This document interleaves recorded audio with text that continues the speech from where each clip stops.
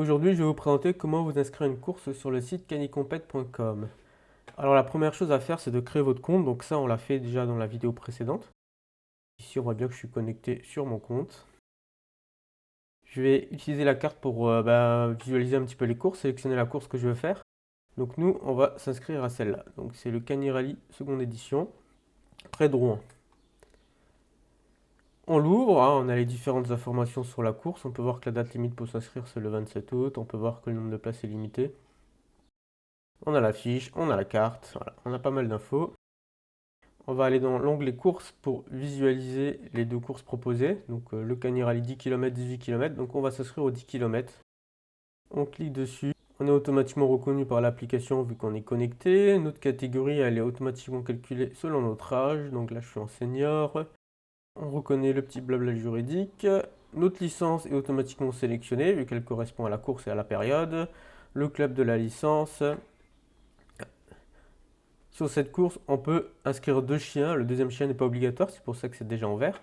Le premier chien, par contre, est obligatoire, donc il est encore en orange. Donc si je veux m'inscrire, on me dit que le formulaire n'est pas complet et que je dois corriger les zones orange. Donc on va mettre un chien, on va mettre Chewbacca. Alors, on peut voir que Chewbacca, on me dit que mes documents sont incomplets. Donc soit il me manque des papiers d'identification, soit des vaccins. Donc là, j'ai la possibilité soit de compléter. Donc je vais donc compléter ici. Ça me met sur la fiche du chien et je peux compléter. Donc là, on peut voir que ce qui me manque, c'est la leptospirose.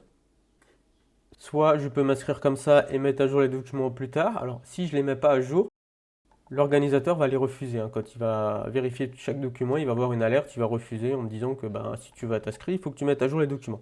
Donc là, pour continuer, ce qu'on va faire, c'est qu'on va s'inscrire avec un autre chien. On va mettre Easy. Easy, il n'y a pas d'alerte parce que tout est OK. Le chien 2, c'est déjà en vert parce qu'il n'est pas obligatoire. J'en ai pas mis, mais ce n'est pas obligatoire. Si je veux, je peux en mettre un. On va mettre Yoda. Et j'enregistre. Donc voilà, là je suis inscrit, j'ai mon récap, donc j'ai aucune alerte là, parce que tout est ok, les documents des chiens sont complets, mes documents sont complets, j'ai une licence, etc. Donc à partir de là, j'ai deux possibilités, soit je retourne sur la course et je fais une autre inscription, soit pour moi, soit pour des amis, des enfants, etc. Soit je vais immédiatement régler l'inscription. Donc je fais régler l'inscription, j'arrive sur le panier, donc Cani Rally, 8 €, j'ai un récap du panier, je clique sur paiement en ligne, je suis redirigé vers le site de la banque. Et à partir de là, je peux régler mon inscription. Une fois que l'inscription est réglée, je suis inscrit. J'ai plus rien à faire si les papiers étaient complets. Encore une fois, s'il manquait des papiers, des vaccins par exemple, je peux toujours les mettre à jour. Donc pour ça, je vais dans le profil. Je vais sur le chien en question. Donc ici, on avait par exemple Chewbacca qui n'était pas complète.